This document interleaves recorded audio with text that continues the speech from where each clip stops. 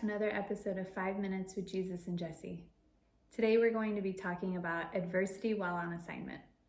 There are many times in our lives where we are on an assignment from God, or maybe following through with a dream He has given us, and we are faced with some challenges. And this is how one character in the Bible, Joseph, overcame a lot of his challenges and fulfilled the dream that God had given him. Joseph was one of Jacob's 12 sons, and it is well known that Joseph was one of Jacob's favorite sons. So I'm sure there was already some animosity between the brothers that Joseph was the favorite. And then Joseph starts having some dreams. He has two dreams in which basically symbolize that at some point his brothers are going to bow down to him, or he is going to be elevated above them in some way. And back in Old Testament times, dreams were very important because it was basically a way of God to communicate with us. So God is communicating to Joseph that he is going to be lifted up above his brothers. That is the dream that was placed on Joseph from God. So Joseph shared these dreams with his brothers, who definitely did not appreciate this. They didn't want Joseph to be lifted up above him. He was already a favored child. You know, they were probably very jealous and angry, and so they plotted to kill Joseph. One of the brothers talked them out of killing him and said, "We should just sell him as a slave instead." So he got sold to some Midianites, who took Joseph to Egypt and in turn sold him to Potiphar. So the 11 brothers go back to their father and tell him that Joseph is gone, and basically led him to believe that Joseph had died. So his father was obviously very upset by this information and mourned Joseph and thought that Joseph was dead. So Joseph is living at Potiphar's house, and Potiphar was very high up in the Pharaoh's command. And God was with Joseph through everything that he did. So anything that Joseph did, he prospered, he did well. So being in Potiphar's house and helping him as a slave, he was exceptionally good at his job. So Potiphar put him in charge of his entire household, and he excelled. His wife, Potiphar's wife, ended up taking an interest in Joseph and tried to seduce him.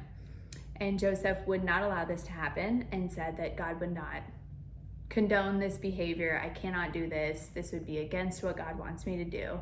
So Potiphar's wife lied and said that Joseph tried to seduce her.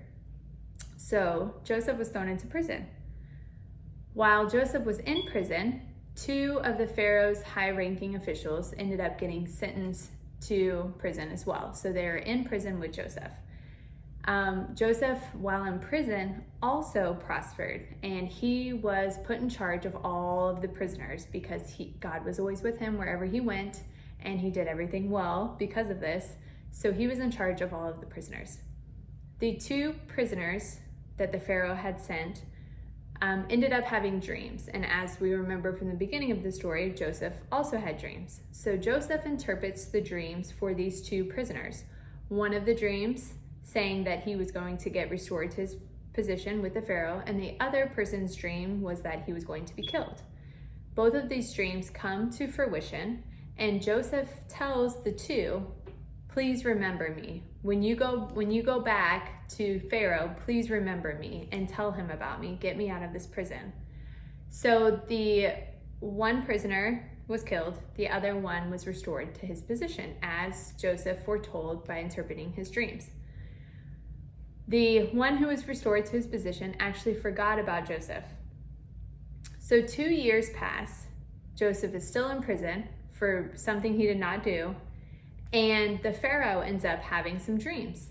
And then the prior prisoner who Joseph interpreted his dream remembered, "Oh, there's this guy who interpreted my dreams for me. Maybe we should go see him." So Joseph gets taken out of prison to go interpret Pharaoh's dreams, in which the two dreams had similar concepts to them. And Joseph says, "I can't interpret these dreams for you, but God can, and this is what he's foretelling.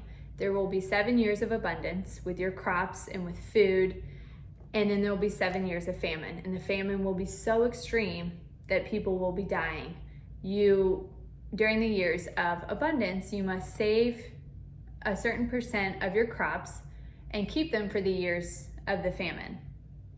And you should put someone in charge of all of this. So the Pharaoh ends up putting Joseph in charge of all this. So now Joseph is second in command to the Pharaoh because of the situation he's in. Later on in the story, his brothers and his father end up needing food during the famine. So they come to Joseph and they do not recognize Joseph. They're begging for food. And what does Joseph do? He ends up giving them food to help their family survive and gets reunited with his entire family and his father, who has thought he was dead this whole time. And they all come to live in Egypt with him.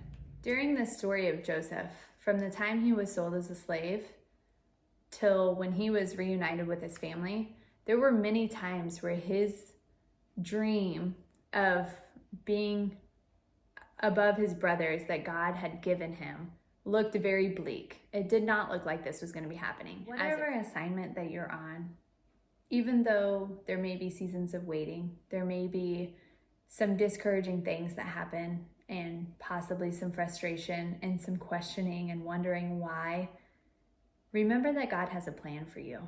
And his plan and his purpose are bigger than anything that you could possibly imagine. And we must remain faithful and trust that God knows what's best for us. Isaiah 41:10 says, "So do not fear, for I am with you. Do not be dismayed, for I am your God. I will strengthen you and help you. I will uphold you with my righteous right hand."